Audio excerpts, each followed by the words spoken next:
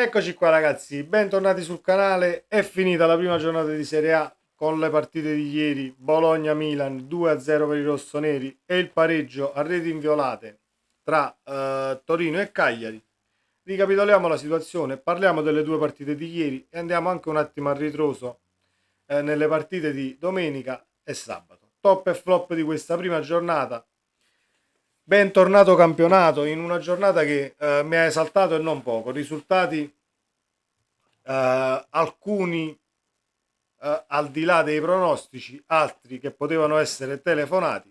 Prima di cominciare, come sempre, se volete ragazzi, iscrivetevi al canale, attivate la campanella delle notifiche, così restate aggiornati. E tutti i video della Serie A 2023-2024 sono racchiusi sul canale nella playlist apposita. Vi invito ad andare a darci uno sguardo, così li trovate tutti quanti lì.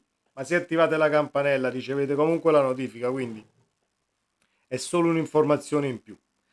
Partiamo dalla partita di ieri, partiamo da Torino-Cagliari, che è stata una partita con poche chance, è vero, da una parte e dall'altra, però a livello di agonismo ed intensità non mi è dispiaciuta la partita. Un Torino che non si smentisce mai sulla fisicità e sul voler lottare su tutti i palloni, il Cagliari altrettanto.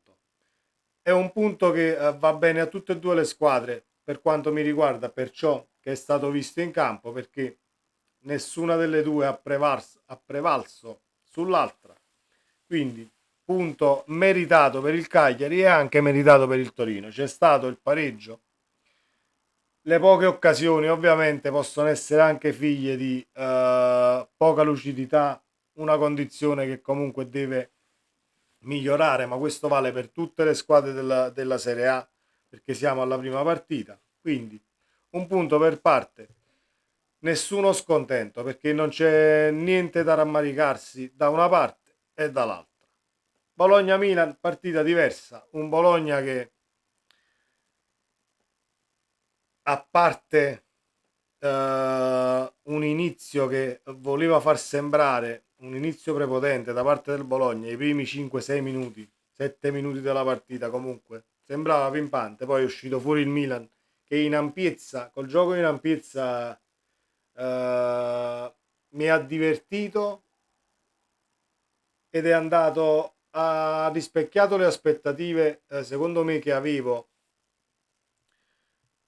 dei nuovi acquisti, perché ancora devono trovare sicuramente una sincronia perfetta, però il Milan è quella squadra che quest'anno eh, non avendo addosso aspettative pesantissime, nel senso non sei la squadra che ha vinto lo scudetto, non sei una squadra che ha lo stesso organico da 2 o 3 anni, quindi sei rodata negli automatismi e al limite puoi perdere qualche partita per mancanza di concentrazione, ma hai fatto mercato in uscita e tanto mercato in entrata, quindi hai l'attenuante, diciamo, dei nuovi acquisti nel caso poi debba andare male, ma non credo sia l'esempio del Milan, perché il Milan andrà solamente crescendo in maniera esponenziale per quanto mi riguarda, perché gli acquisti che sono stati fatti sono tutti ottimi calciatori.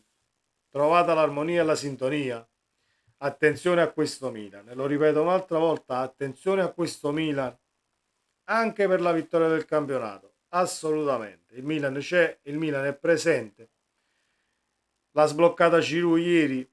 Giroud non importa quanti anni abbia, si fa trovare pronto sul secondo palo per ribadire che il Milan una prima punta di ruolo ce l'ha, senza andarci, senza girarci troppo intorno. Poi il secondo gol è un grandissimo tiro ad incrociare di Pulisic o Pulisic, credo si dica Pulisic, poi mi potete tranquillamente correggere se sbaglio. Grande imbucata anche quella, palla a Pulisic, palla dall'altra parte, impattata alla grande, un tiro fantastico anche da vedere, quei tiri che sono un po' i tiri che piacciono quasi a livello videogame. Comunque, due grandissimi gol. Il Bologna in maniera sterile ci ha anche provato, forse un tantino nel secondo tempo, ma è stato quasi tutto Milan. Quindi al di là delle due parate in 10 minuti che ha fatto Maignan, dopo il 60° mi sembra, il minutaggio adesso non ce l'ho presente molto bene, una sul primo palo chiudendo lo specchio in un'imbucata, l'altra su una sassata da dentro l'area dove Maignan distinto butta la palla in calcio d'angolo, il portiere ce l'hai ed è lì per parare, non c'è niente da recriminare. Attenzione a questo Milan.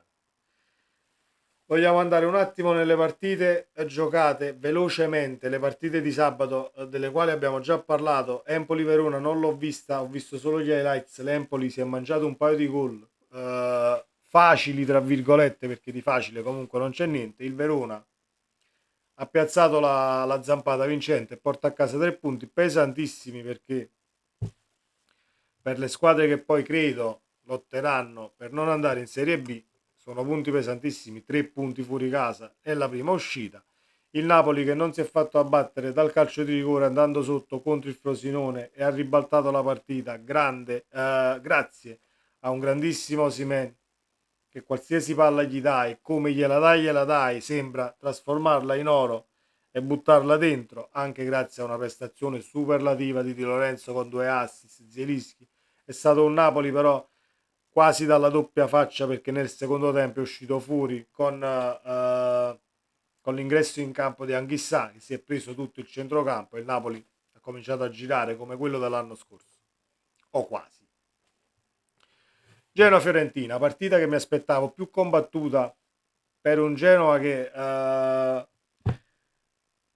ha continuato anche in Serie A con Girardino, quindi non c'è stato il cambio allenatore. Credevo che fosse un tantino più pronto, ma non per demeriti del Genoa, ma per super meriti di una Fiorentina incontrollabile e sfido chiunque a dire che la Fiorentina non possa con questa rosa e con questo calcio mirare tranquillamente ad un quinto posto. Poi dipende dalla Fiorentina se punterà al 100% sulla conference e perderà qualche punticino, oppure se snobberà la conference. Se la snobba, la Fiorentina può tranquillamente rompere le uova nel paniere tra le prime 5 con questo organico. Grandissimi gol, uno dietro l'altro, anche se il gol che mi piace di più per l'azione, per come è nata e per l'assist al bacio è il gol di Mandragora, perché l'assist che arriva a Mandragora è una pennellata stupenda, una grandissima Fiorentina. Inter Monza, credevo che il Monza potesse dire la sua contro una grande anche fuori casa come ha fatto l'anno scorso, ma ha trovato un Inter convintissima in primis, in grande spolvero sulle fasce. Di Marco ha fatto un altro partitone esagerato, e poi è la giornata dei bomber. A Osimhen risponde Lautaro Martinez, ha risposto Belotti, mettiamo tra i bomber anche Candreva, ne parleremo, della Salernitana, lo stesso Giroud ieri sera ha marcato, Chiesa, eccetera eccetera. Tutti quanti hanno risposto diciamo al Napoli, che poi è stata la prima tra virgolette grande impegnata. Che cosa dobbiamo dire di quest'Inter? L'Inter resta secondo me la principale antagonista insieme al Milan e alla Juve con il Napoli per lo scudetto. Però ci si aggiunge anche la Lazio, ci si può aggiungere anche la stessa Fiorentina, non per lo scudetto ma per i 4 posti Champions, quindi sarà una lotta secondo me serrata, sicuramente molto più serrata dell'anno scorso. È un Inter che vince e convince. Lautaro Martinez, doppietta, 2 gol, 3 punti e il Monza rispedito al mittente. Roma Salernitana. La Roma secondo me ha peccato di non prendere in considerazione la condizione atletica, nel senso che secondo me ha strafatto la prima mezz'ora, perché abbiamo visto una buona Roma e poi ovviamente paghi inevitabilmente col caldo di agosto e con la prima di campionato e con alla preparazione che hai fatto pre-campionato, che ancora, diciamo, lascia scorie e non ti fa essere lucido al 100%, la Salernitana ha imbucato nelle prime occasioni possibili, nemmeno occasioni possibili perché sono quasi occasioni che si è creato, che Andrea da solo imbucando una volta a destra, una volta a sinistra, due tiri esageratamente forti, il primo sotto la traversa, il secondo non lo prendi mai, nemmeno se lo vedi partire perché dà un giro alla palla che Andrea che è assolutamente imprendibile. La Roma va avanti con Belotti, viene riacciuffata, si fa sovrastare nel 2-1 con la Salernitana, poi riacciuffa il pareggio con Belotti, sempre comunque con una discesa dalla sinistra. La Roma gioca tanto sulle fasce, è anche una squadra comunque rognosa a centrocampo, difficile da affrontare. C'è stato anche un mercato discreto in entrata. Attendiamo anche la Roma e non voglio sbilanciarmi sulla Roma perché dici ma però hanno pareggiato con la Salernitana, possono mai essere competitivi, è la prima partita e i- le informazioni e le cose che possiamo dire dopo una sola partita sono relativamente poche. Sassuolo-Atalanta 2-0, l'ho vista e non l'ho vista, primo tempo senza tantissime emozioni, assolutamente. Poi c'è stato il gol di De Ketelaere che ha sbloccato la partita e l'Atalanta ha vinto 2-0, però non mi posso esprimere al 100% perché non l'ho vista tutta quanta, mi ero concentrato più sulla Roma perché la vedevo una partita più aperta. Comunque complimenti alla Salernitana che non ho detto prima perché pareggiare all'Olimpico, anzi andare sopra all'Olimpico perdendo 1-0 è veramente tanta roba. E attenzione a Sosa perché il secondo anno e gli automatismi possono essere molto più oleati e precisi al di là dei calciatori che interpretano il modulo. Lecce-Lazio 2-1 per il Lecce. La Lazio si è spenta all'improvviso. Nel secondo tempo soprattutto abbiamo visto un grandissimo Lecce tonico che voleva assolutamente pareggiare la partita, ci è riuscito e poi un minuto dopo il pareggio una palla che carambola in aria e arriva dall'alto, Di Francesco si gira, la stoppa, si gira e la mette nell'angolino.